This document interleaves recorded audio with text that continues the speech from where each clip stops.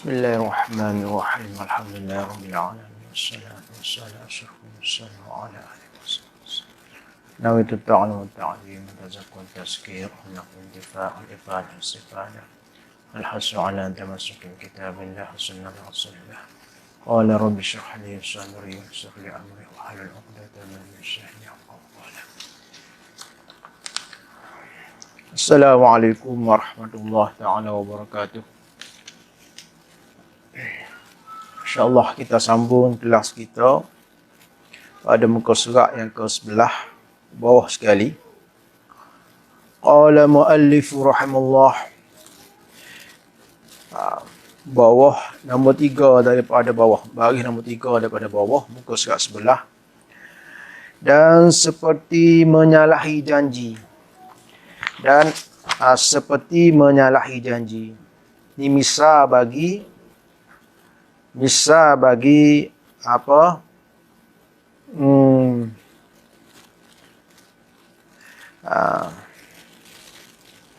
Tiada dijadikan lidah ini kerananya daripada seperti menyalahi janji. Mana kita kena jaga lidah kita, perkataan kita daripada perbuatan-perbuatan yang dilarang, yang diharamkan. Seperti menyalahi janji. Yang adalah ia menyalahi janji itu salah satu daripada segala alamat. Segala alamat munafik. Jadi nak cek seorang itu munafik, salah satu alamatnya adalah menyalahi janji.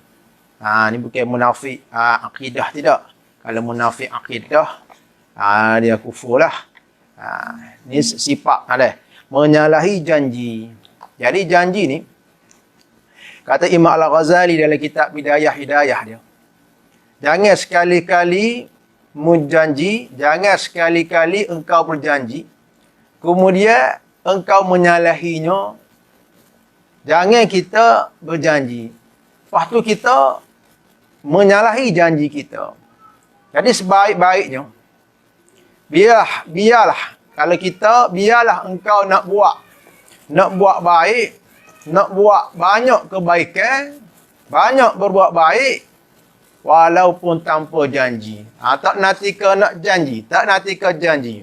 Kita nak buat gua tu, nak buat gua ni, nak buat baik, tak nanti kita berjanji. Ni tidak. Dia tak buat lagi. Janji gua tu, janji gua ni. Janji macam dah baik dah. Janji dah baik. Tapi kita menyalahi. Kita tak buat. Jadi kalau kita nak buat benda baik pun, biarlah kita buat banyak benda baik sekali mana pun. Buatlah banyak benda baik. Jangan kita berjanji. Jangan kita mudah berjanji. Imam Ghazali kata, biarlah engkau banyak buat baik, walaupun tanpa janji.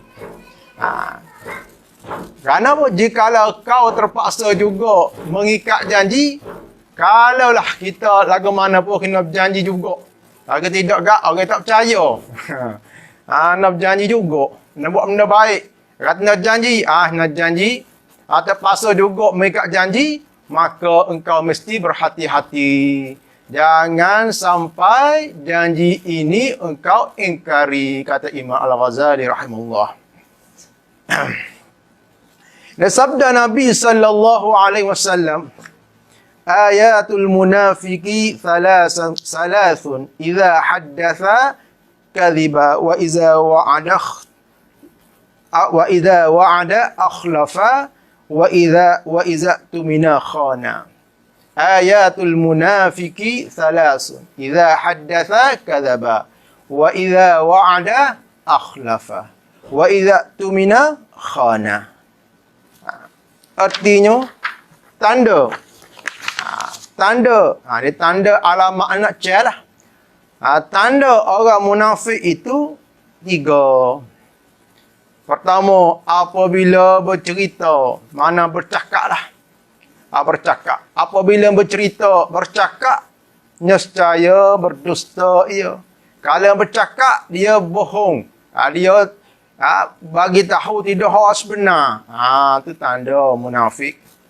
Dan apabila menjanjikan ia seorang itu, kalau ia berjanji akan kebaikan, nescaya menyalahi ia. Kemudian ia menyalahi. Dia tidak, dia ingkari.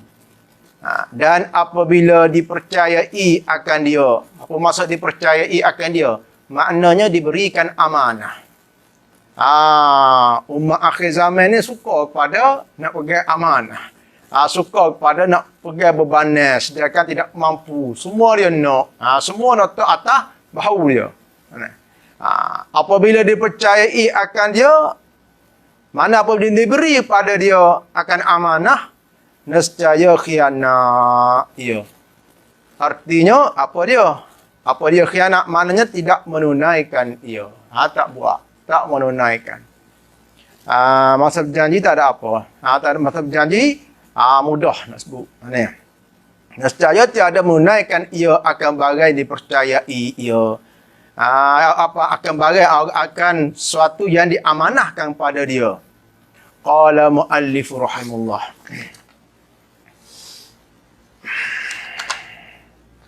Dan berbantah-bantah. Dan antara sifat, antara perkara yang perlu kita jaga lidah kita adalah seperti berbantah-bantah. Berbantah-bantah atau panggil jidal, bertengkar, berdebat, bertengkar, atau suka membantah perkataan orang lain. Jadi ada salah apa nama jidal, berbantah-bantah ni, mirak ni. Al-mirak.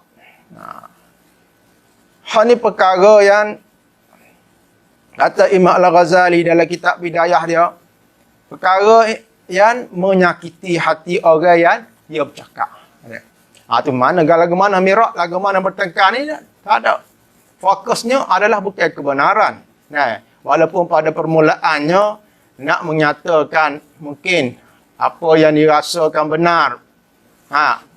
Mungkin nak kononnya nak menegakkan kebenaran atau memang nak menegakkan kebenaran sungguh. Tapi dia akan terlepas pada perkara yang menyakiti. Jadi perkara berbantah-bantah ni menyakiti hati orang hak dia bercakap, hak orang dia berdebat, orang hak dia bertekar. Dan sampai menyakiti tu sampai kepada peringkat membodohkan. Kata bodoh, kata uduh, memaki atau menyentuh hal-hal peribadi. Dan biasanya dalam perbantahan, pertengkaran itu akan selalunya tidak lepas. Pertama apabila bertengkar tu, dia kena mampu ada. Kena mati, bukan mati hujah. Kena lawan siapa orang ni jatuh. Nak suruh jatuh, akan tubik perkataan cacian. Akan tubik perkataan membodohkan pihak hak dia bertengkar tu. Akan menyentuh sampai menyentuh hal-hal peribadi lawan dia tu. Bukan saja nak fokus pada apa yang nak tegakkan, dia lupa dah. Ia akan cerai pada peribadi. Dan pertengkaran ini, itu pertama. Yang kedua, pertengkaran ini selalunya tidak lepas daripada dia akan memuji diri sendiri. Akan menaikkan diri sendiri. Menganggap dirinya bersih daripada segala keaiban. Hak aibnya lawan dia. Dia tak ada aib. Dan menganggap diri dia mempunyai dia pandai, mempunyai kepandaian, ilmu tinggi. Orang hak lawan dia tak ketiga pun satu. Jadi apabila begini, perbantahan pertengkaran ini akan menimbulkan permusuhan yang berterusan. Kalau ada berlakunya menang kalah, hak menang, jadi kau manggok. Kau manggok, kau agah, kau takbur, kau fikir dia pandai orang lain bodoh. Hak kalah pula, tak buah hati juga. Akan membawa permusuhan yang berterusan. Kalaulah kita bertengkar dengan orang yang jahil, orang yang tak pandai, memang tak lawan. Orang yang jahil. Kalau tak ada apabila kita bertengkar dengan orang jahil itu walaupun kita menang, orang jahat itu akan menaruh dendam pada kita. Akan cari masa, akan cari ruang dan peluang untuk menyakiti kita balik. Kalau kita bertengkar dengan orang yang pandai, orang yang sabar, kita lawan dia, kita menyakiti dia, dia sabar. Sabar, tak apa kata dia sabar, tak lawan. Siapa masa akan hilang sabar juga. Habis sabar, dia akan marah kita juga. Akan timbullah. Maka akan timbullah benih-benih hasad dalam hati orang yang bertengkar. Sebab itulah Rasulullah sallallahu alaihi wasallam sebut, man tarakal mira'a wa huwa mubtilun banallahu lahu baitan fi rabadil jannah. Siapa sanggup meninggalkan bertengkar sedangkan dia dalam pihak yang adalah dia dalam pihak yang salah, Allah Ta'ala akan bina untuk sebuah rumah di tepi syurga.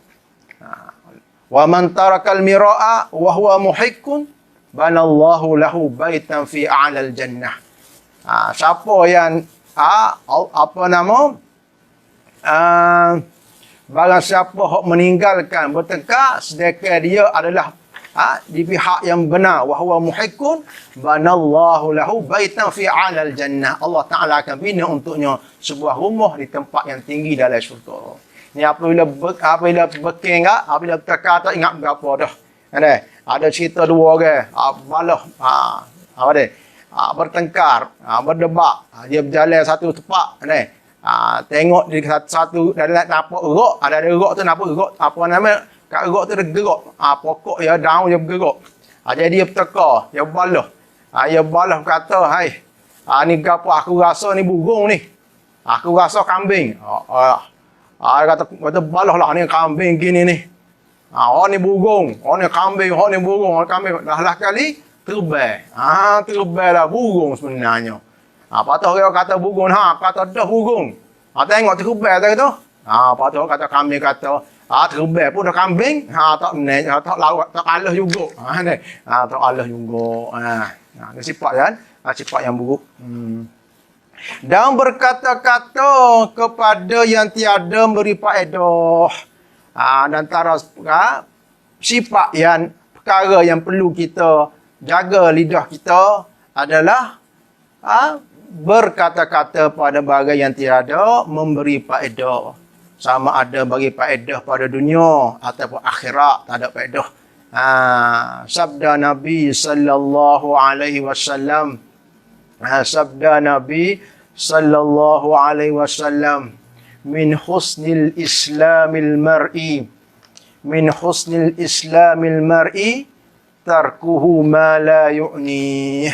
Artinya setengah daripada keelokan Islam, seorang itu meninggalkan ia akan barang yang tiada beri manfaat akan dia pada dunia atau akhirat. Setengah daripada keelokan ataupun maksudnya kesempurnaan Islam ialah seorang yang meninggalkan ia akan barang akan suatu perkara, satu amalan, satu perbuatan ataupun satu perkataan yang tidak bagi manfaat pada dia, baik pada dunia ataupun pada akhirat. Dan seperti mengadu-ngadu, namimah kata.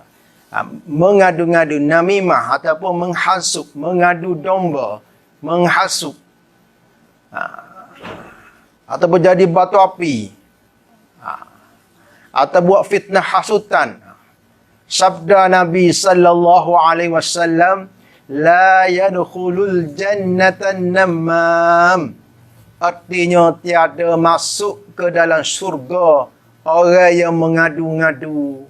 Tidak masuk syurga orang yang mengadu-ngadu, mengadu domba, menghasut. Mengadu-ngadu, menghasut, menjadi batu api. Menceritakan oleh Al-Bukhari dan Muslim. Diriwayatkan, hadis ni diriwayatkan atau direkodkan dalam Sahih Al-Bukhari dan Muslim. Ada apa nama? Kata ulama, iyyaka wan namimata. Iyyaka wan namimata fa innaha ahadun minas saif. Jarilah engkau daripada namimah, kerana fa innaha ahadun minas saif. Satu daripada pedang, senjata. Yang menyakiti, yang merosakkan masyarakat, yang membunuh, memporak-porandakan.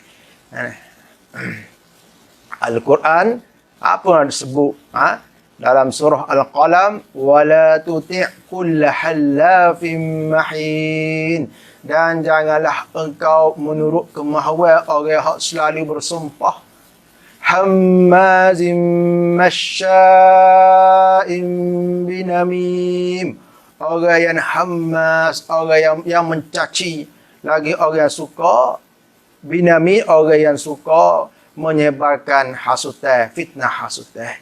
Jadi banyak celaan sama ada dalam hadis ataupun Al-Quran yang mencela orang yang bersifat berkelakuan an-namimah, menghasut, mengadu domba ni.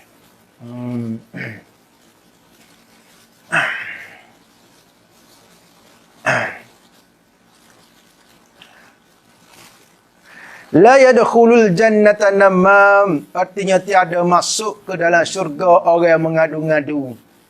Ada dalam riwayat yang lain Rasulullah sallallahu alaihi wasallam bersabda, la yadkhulul jannata fattat. Tak masuk syurga orang hak selalu mengadu domba. Supaya juga fattat. Namam. Ini dalam riwayat lain, dalam riwayat Bukhari Muslim juga. Ada dalam riwayat Ahmad, Rasulullah sallallahu alaihi wasallam bersabda, syiraru ibadillah, sejahat-jahat hamba Allah, al-masya'una bin namimah, orang yang menyebarkan hasutan. Orang yang menyebarkan hasutan. Al-mufarriquna bainal ahibbah, yang memecah belahkan antara kawan-kawan yang berkasih sayang. Dia banyak hadis-hadis yang mencela, yang jelas pada kita, dan ulama bagi tahu, menghukumkan bahawa bersikap berkelakuan namimah, melakukan namimah, ini adalah termasuk daripada dosa besar. Tubik ke mana? Tubik ke lidah yang tak betul ni lah.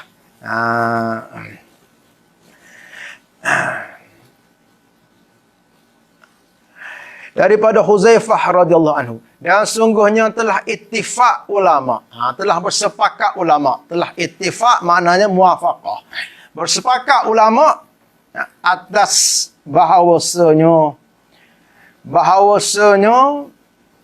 mengadu-ngadu itu, namimah itu, menghasut itu dosa besar. Iaitu apa dia? Itu kata ni, iaitu memindahkan perkataan setengah manusia kepada setengah kerana tujuan nak membinasakan antara mereka itu dan menjadikan mereka itu berkelahi. Menyebarkan berita kerana suka orang balah, suka nak panah lain, viral kan, ada istilah viral kan. Sepatutnya sikap mukmin yang sebenar ialah tidak terus yang mempercayai apa saja berita yang disampaikan kepada dia oleh orang lain. Dia kena bertabayun, selidik dahulu.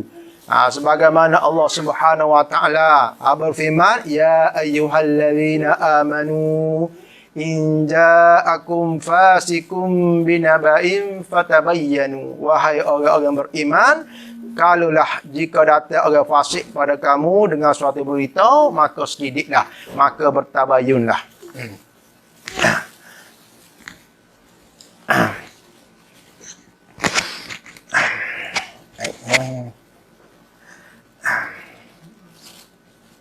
Adapun memindahkan perkataan kerana nasihat. Adapun memindahkan perkataan kerana nasihat, bagi mereka yang dipindahkan perkataan kepada mereka itu, Ada pun memindahkan perkataan, mana perkataan orang lain. Kenapa nak memindah tu? Kerana nasihat. Kerana tujuan nasihat. Bukan tujuan untuk nak panah lain supaya orang berkelahi, orang berbalah.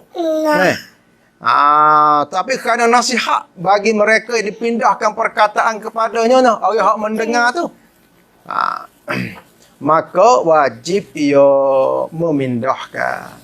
Tiada masuk ia di dalam mengadu-ngadu yang dilarang.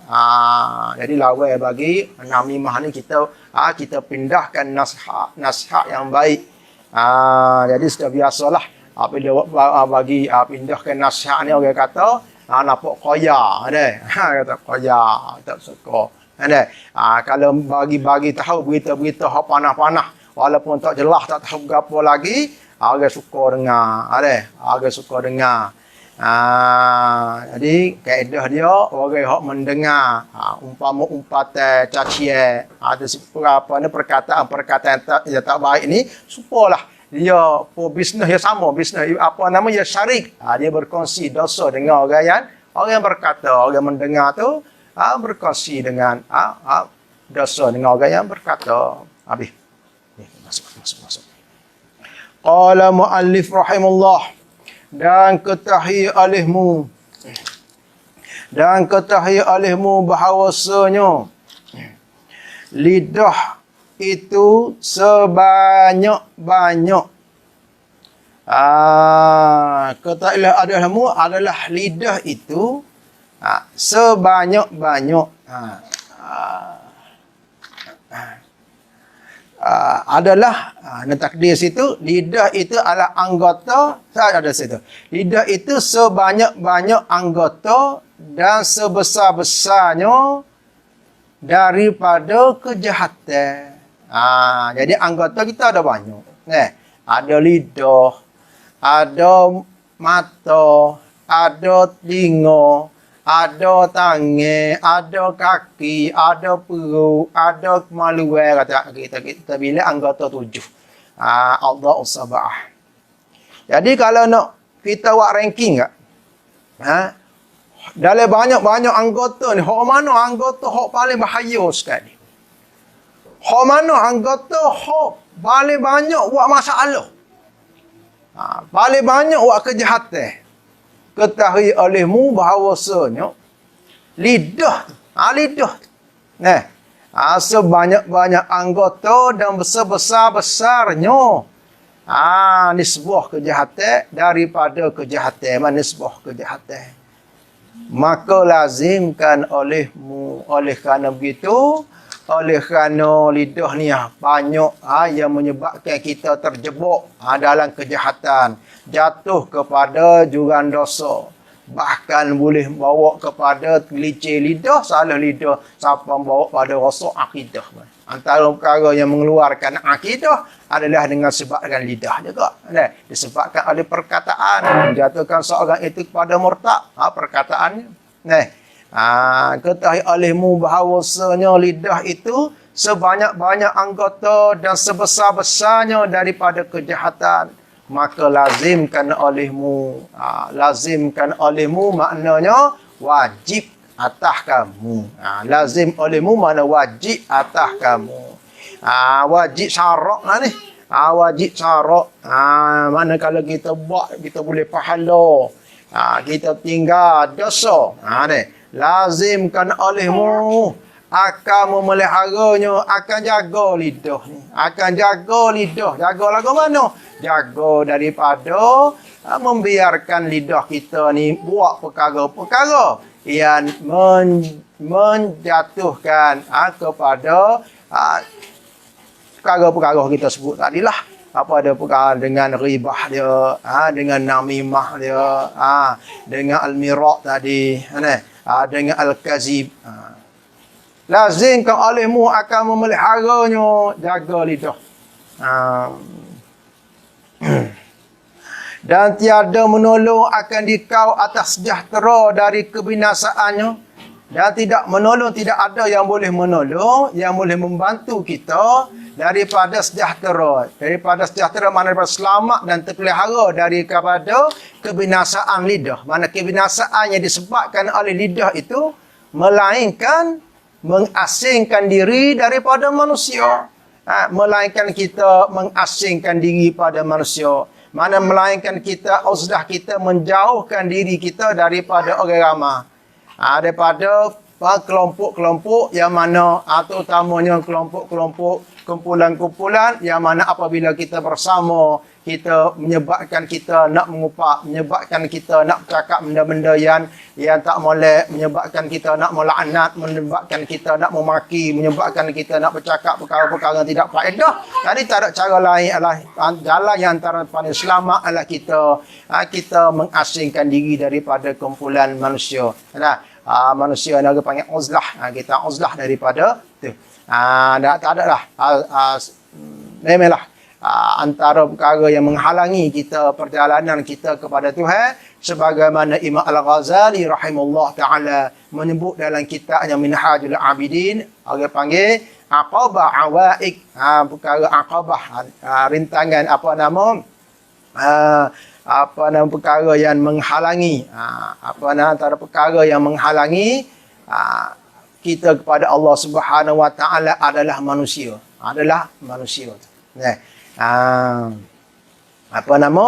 Syaitan, manusia, dunia dan nafsu. Jadi apabila kita mungkin dalam kelompok yang tertentu menyebabkan kita tak selamat, untuk kita lidah kita tak selamat, jadi jalan yang paling sejahtera adalah kita mengasingkan diri dan mengekalkan diam. Maknanya kita membanyakkan diam daripada berkata-kata. Bikasratis samti takunul haibah. Kata ulama, bikasratis samti takunul haibah. Dengan banyakkan dia itu akan mewujudkan, akan melahirkan, ataupun bikasrati samti, dengan banyak diam, di situ adanya al-haibah, ada haibah, ada harga diri, ada kewibawaan. Imam Sayyidina Ali karamallahu wajhah kata, afdal ibadah as-samt. Afdal ibadah as-samtu wa intizarul faraj. Ibadah yang paling afdal ialah diam. Afdal ibadah as-samtu. Tapi Imam Al-Ghazali juga ada menyebut la khaira fi samti 'anil ilmi. Tidak ada kebaikan dalam diam daripada ilmu. Dalam perkara-perkara ilmu kita tak diam. Kalau kita berdoa, kalau kita perkara ilmu, kita tidak diam. Kita menggunakan lidah kita untuk kita mencapai ilmu. Antara dengan kita berdoa atau kita menyampaikan ilmu, kita bertanya pada guru. La khaira fi samti 'anil ilmi, kama la khaira fil kalami 'anil jahli. Supaya juga sebagaimana tidak ada kebaikan dalam diam daripada ilmu, seperti itu juga tidak ada kebaikan dalam perkataan yang jahil, yang batil. Tak tahu kita bercakap. Apatah lagi bukan yang melibatkan bidang kita. Kita bercakap benda yang kita tak tahu. Apalagi itu perkara melibatkan agama. Terasuklah. Maka baik kita diam. Dia mengekalkan diam melainkan pada ketika berhajat kepada berkata-kata. Seperti apa? Seperti belajar. Seperti belajar. Ni kita belajar.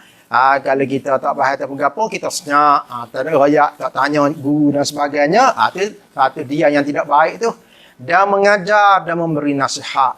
Bersembah oleh Muaz bin Jabal radhiyallahu anhu. Bersembah mana bertanya oleh Muaz bin Jabal radhiyallahu anhu, hai Rasulullah, wahai Rasulullah, berpesan olehmu akan daku. Muaz bin Jabal jumpa Nabi, dia sungguh dia minta Rasulullah sallallahu alaihi wasallam berpesan kepada dia. Berpesan kepada, wahai Rasulullah, pesankan sesuatu kepada aku. Maka mengeluarkan oleh Rasulullah sallallahu alaihi wasallam. Jadi Rasulullah sallallahu alaihi wasallam nak pesan, nak bagi nasihat, nak mengajar Muaz bin Jabal berkenaan dengan bab ni. Bak lidah ni. Maka mengeluarkan oleh Rasulullah sallallahu alaihi wasallam akal lidahnya yang maha mulia. Rasulullah sallallahu alaihi wasallam ajar tu, dia tunjuk, dia lo lidah dia. Ya otobik lidah dia. Dan bersabda ia Rasulullah sallallahu alaihi wasallam, tahan olehmu atas engkau akan ini. Rasulullah SAW tunjuk. Cikgu gula ni lah. Tengah-tengah ni. Dia tak pandai nak wayak saja. Nak suruh faham. Dia guna orang panggil BBM. Bantu mengajar dia tunjuk benda tu. Ni benda ni benda tu. Tunjuk. Dengan cara praktikalnya. Dari Rasulullah SAW, dia tunjuk. Antara nak menyatakan benda ni penting. Benda ni penting. Siapa Rasulullah SAW tunjuk? Tunjuk lidah dia. Tahan lidah ni. Tahan lidah ni. Artinya lidah engkau makna ke apa? Dan cara lisan hal yang faham situ. Artinya lidah engkau hai Muaz. So Allah Rasulullah sallallahu alaihi wasallam jaga lidahmu hai Muaz, hak serupa dengan lidah aku. Lidah engkau seperti lidah aku ini. Hendaklah engkau tahan akan lidah engkau daripada berkata-kata dengan perkataan yang dilarang. Seolah Rasulullah sallallahu alaihi wasallam gitu. Nak ya aktif. Tapi Rasulullah begini ni. Tahan ni. Supaya artinya lidah engkau hai Muaz seperti lidah aku. Nisbah rupa lah. Nisbah ni lidah. Adapun sudut hakikatnya tak sama. Lidah baginda. Baginda dengan lidah orang lain walaupun sahabat tak sama. Nisbah hakikatnya. Tapi ni sebenarnya serupa. Lidah. Dan adalah Sayyidina Abu Bakar As-Siddiq radhiyallahu anhu memegang ia akan lidahnya. Siapa Sayyidina Abu Bakar kita maklumnya, kalau keluar apa ni tolak para anbiya, ni manusia hak paling mulia, makhluk yang paling mulia. Kalau tolak malaikat, tolak anbiya, tolak para nabi, makhluk yang paling besar sekali, paling tinggi sekali kedudukan adalah Sayyidina Abu Bakar As-Siddiq radhiyallahu anhu. Jadi dan adalah Sayyidina Abu Bakar As-Siddiq radhiyallahu anhu memegang ia akan lidahnya. Sayyidina Abu Bakar pegang lidah dia bagi tahu dan berkata ia Sayyidina Abu Bakar yang mendatangkan kepada aku pada segala tempat kebinasaan. Inilah lidah yang mendatangkan kepada aku pada segala tempat kebinasaan. Ini saya taruh Sayyidina Abu Bakar. Kalau nak timbang email dia, email dengan email semua orang makhluk, tinggal email manusia lain, tak ada nak lawan lagi beratnya kebajikan Sayyidina Abu Bakar As-Siddiq radhiyallahu anhu.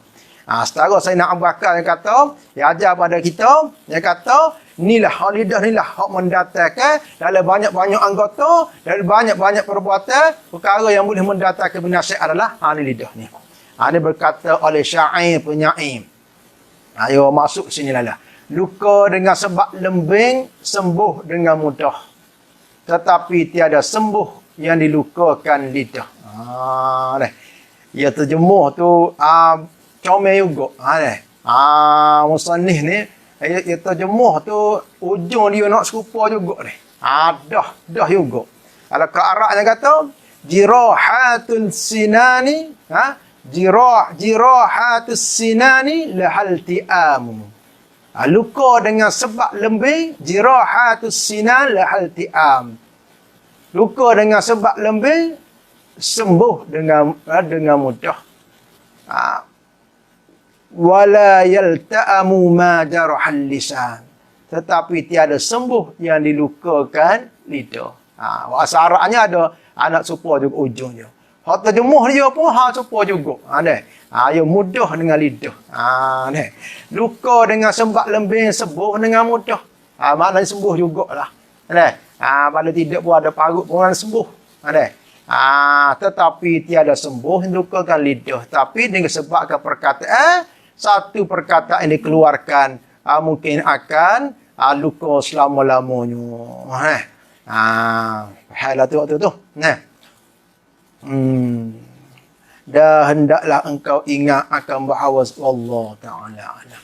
Subhanallah bihamdihi asyhadu an la ilaha